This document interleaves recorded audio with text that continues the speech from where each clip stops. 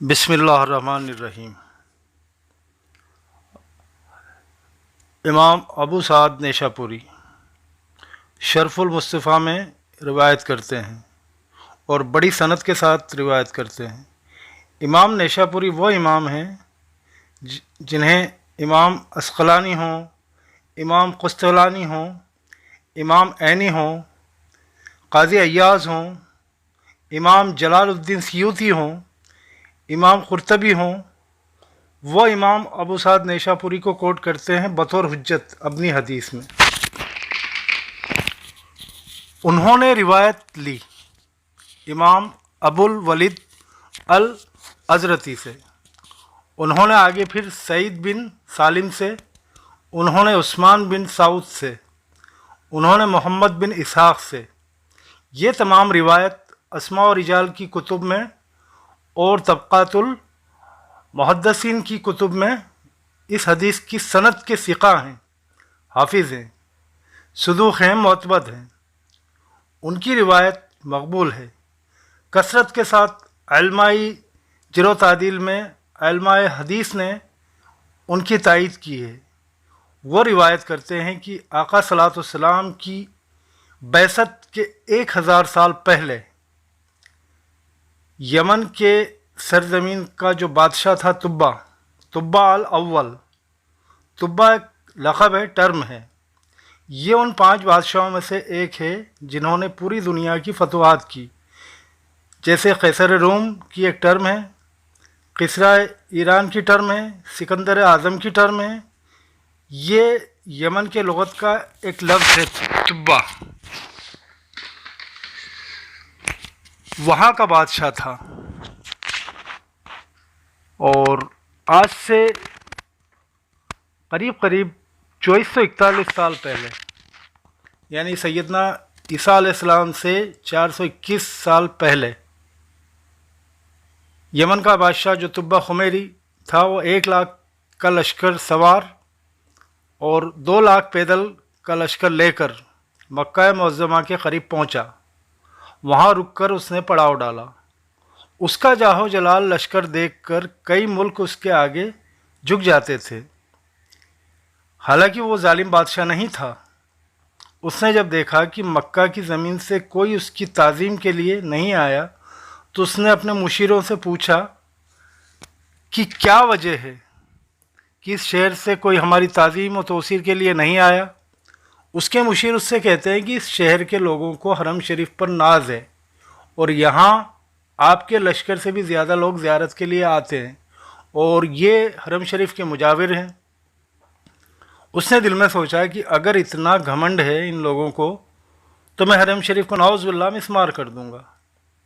उसका ऐसा सोचना था कि उसकी सर में शदीद दर्द शुरू हुआ और उसके जिस्म के हर सुराख से, मुंह से, कान से, नाक से बदबूदार पानी निकलने लगा, जिसका कोई इलाज नहीं हो पा रहा था।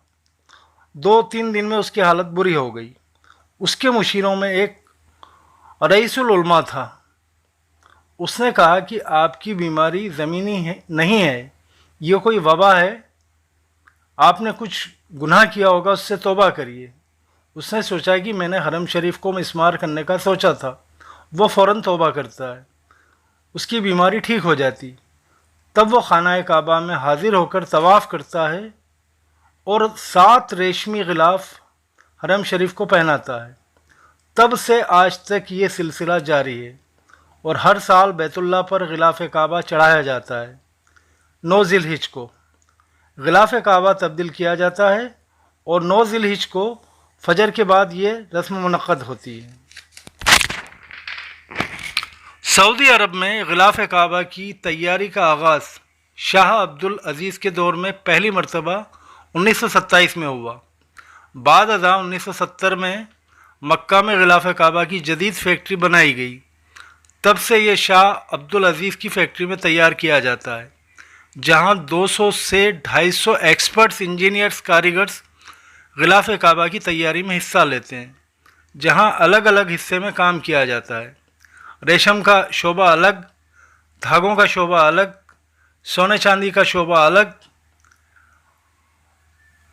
मुख्तलिफ़ शोबे में मुख्तलिफ़ काम को अंजाम देते हैं। غلاف کعبہ کی تیاری میں دنیا کی سب سے بڑی سلائی مشین کا استعمال کیا جاتا ہے۔ اس مشین کی لمبائی 16 میٹر ہے اور یہ فلی آٹومیٹک ہے۔ غلاف کعبہ کی تیاری میں تقریباً 1 سال کا عرصہ لگتا ہے۔ اس میں 670 کلو گرام خالص ریشم، 120 کلو گرام سونا، 100 کلو گرام چاندی استعمال کی جاتی ہے۔ غلاف کعبہ کی تیاری میں تقریباً 1700 کروڑ سعودی عرب ریال لگتے ہیں۔ بیت اللہ کی چاروں دیواروں کے لیے 4 علیحدہ علیحدہ ٹکڑے بنائے جاتے ہیں۔ ان کے سائز 10.5 بائی 12.25 میٹر کے ہوتے ہیں، جبکہ بیت اللہ شریف کے دروازے مبارک کے لیے علیحدہ پردہ لگایا جاتا ہے۔ اس کے علاوہ غلاف کعبہ کی بالائی حصوں پر چاروں جانب گولڈن پٹی لگائی جاتی ہے، جس کی چوڑائی 92 سینٹی میٹر ہے۔ اس پر مختلف آیات قرآنیہ منقوش ہوتی ہے۔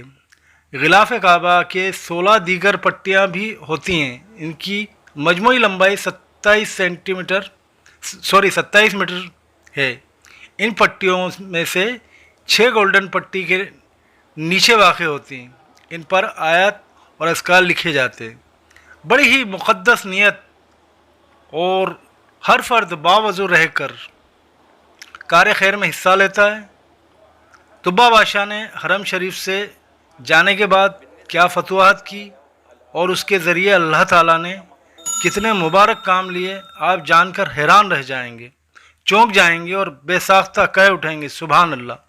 جلد ہی ملاقات ہوگی نئی معلومات کے ساتھ۔ اپنا بہت خیال رکھیے۔ اللہ حافظ۔